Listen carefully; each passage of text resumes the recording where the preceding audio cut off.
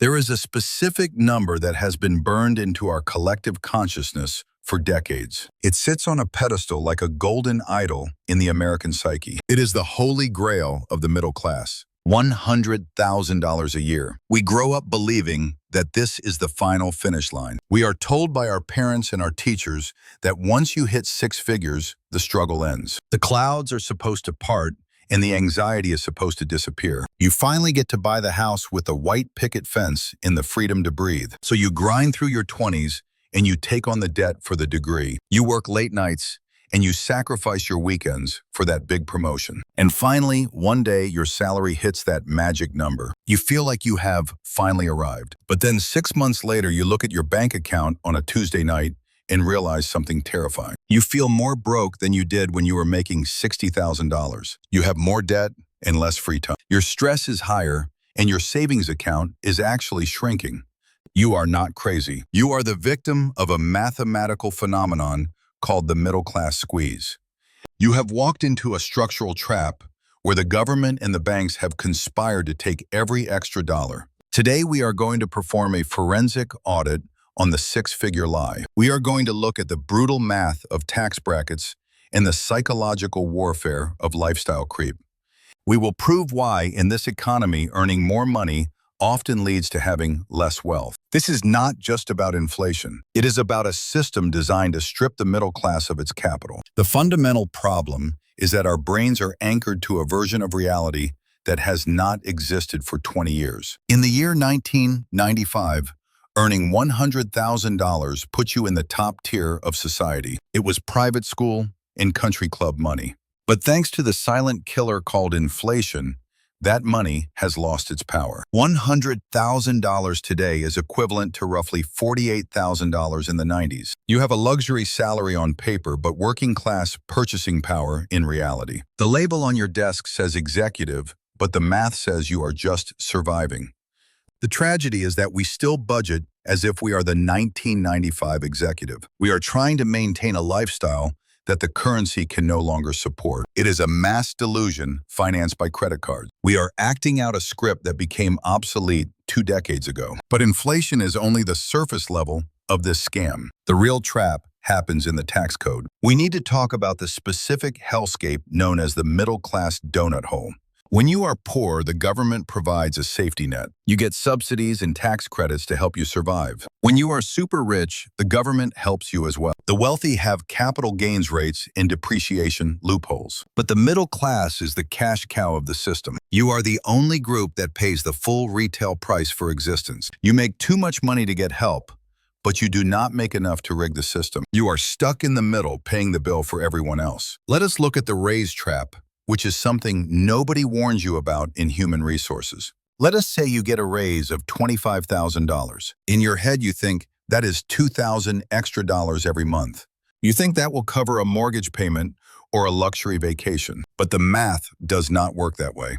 First, you hit the progressive tax brackets. Your effective tax rate climbs significantly. You are not just paying more tax, but you are paying a higher percentage on every new dollar. Then you hit the benefit cliffs. Did you know the government decides you are too rich for certain deductions once you cross $90,000? Suddenly, you can no longer deduct the interest on your student loans. Your student loan payment just got more expensive the moment you succeeded. You are literally being penalized for working harder. Then there is the child care cliff that bankrupts young families. In many states, earning that extra $10,000 puts you out of the bracket for subsidized care. Suddenly, your child care costs might jump by $15,000 a year because you lost a credit. You earned $10,000 more in gross pay, but taxes took $3,000. Then your expenses rose by $15,000 because you lost a benefit. You are mathematically poorer by $8,000 because you got a promotion. This is a system designed to keep you on a treadmill. You are running into a headwind that gets stronger the faster you run. Now combine this structural unfairness with the social pressure of your peers. High earners who are not rich yet are in a psychological trap. When you hit six figures, society expects you to perform a specific role. You feel like you cannot drive the 10-year-old car anymore. You are a director now, and you have an image to maintain. You feel the need for the luxury electric vehicle or the premium German sedan. You feel you cannot live in the starter apartment. You need the single-family home in the expensive school district. This is lifestyle creep, but we should call it the conformity tax. The entire marketing engine of the global economy is targeted at your insecurity. The marketers know the poor have no money to extract. They know the truly rich are often frugal or hard to impress. But the middle class is desperate to prove they have made it. You are terrified of falling behind your neighbors, so you buy the house that stretches your debt ratio to the absolute limit. Let us run the numbers on being house poor in 2025. A person making $60,000 a year knows they are broke. They have no illusions about their status. They rent a modest apartment and they cook at home because they have to. They might actually save $500 a month because their overhead is low. Now look at the person making double that amount. They qualify for a massive mortgage because the bank says they can afford it. The mortgage and insurance cost them $4,500 a month. But nobody talks about the phantom costs of that house. There are homeowner association fees and expensive furniture to fill the empty rooms. Then they lease 2 new cars because they need reliable transport. They put their kids in expensive private activities because that is what successful parents do. At the end of the month, the person making 6 figures often has 0 left over. Worse, they are often running a monthly deficit. They are using credit cards to buy groceries while living in a mansion. They have higher revenue but lower profit margins. They are an inefficient corporation heading for a crash. There is another hidden tax on the middle class that we often ignore. It is the time tax. Earning a high salary in this economy requires a level of availability that destroys the soul. It is no longer a standard workday. It is the always-on culture of emails and instant messages at 8 in the evening. It is the mental stress that follows you home and ruins your sleep. When you make $40,000 in a shift job, you clock out and you are done.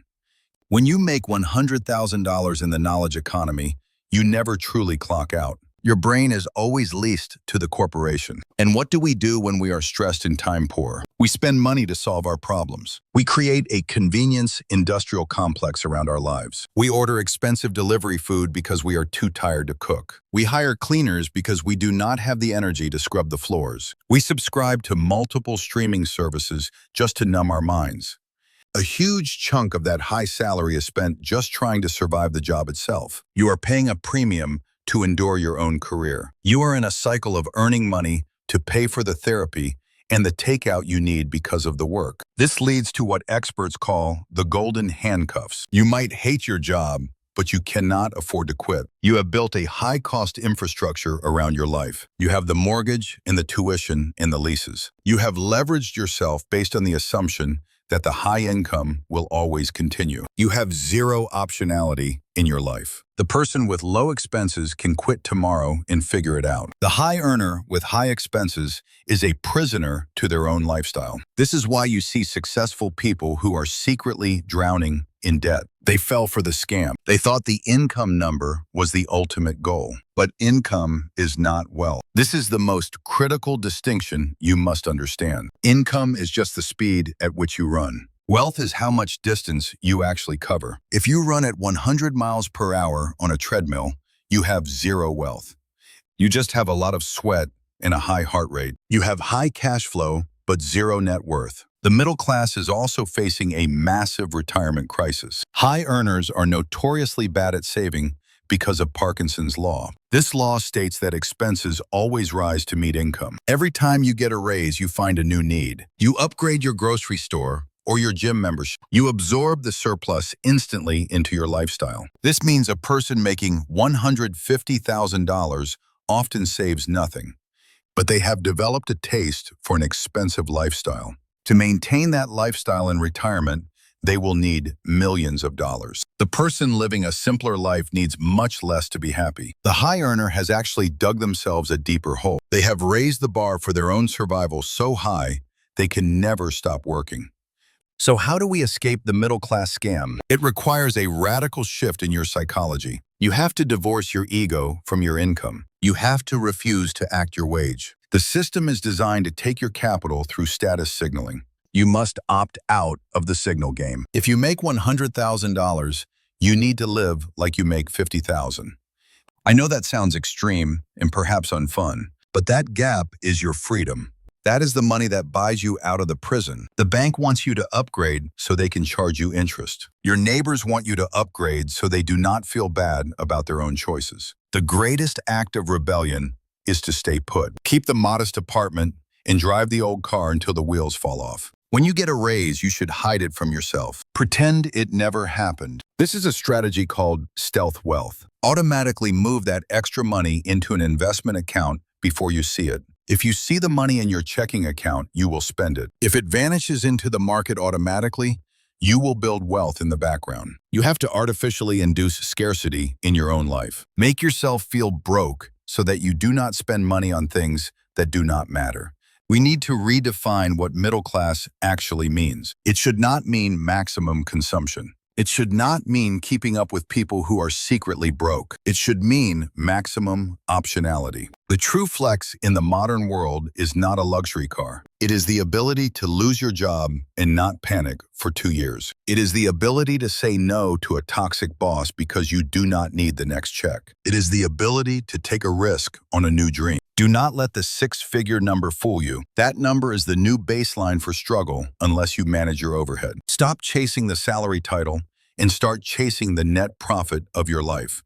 It does not matter how much money passes through your hand. It only matters what sticks to your fingers. You are not a tool for the bank's profits. You are the chief executive officer of your own life. It is time to start running it like a profitable business. Do not be a charity for luxury brands. If this audit made you realize you are on a treadmill, share it with a friend. Save them from the trap before they sign the lease on that new car. Thank you for listening, and focus on what truly sticks.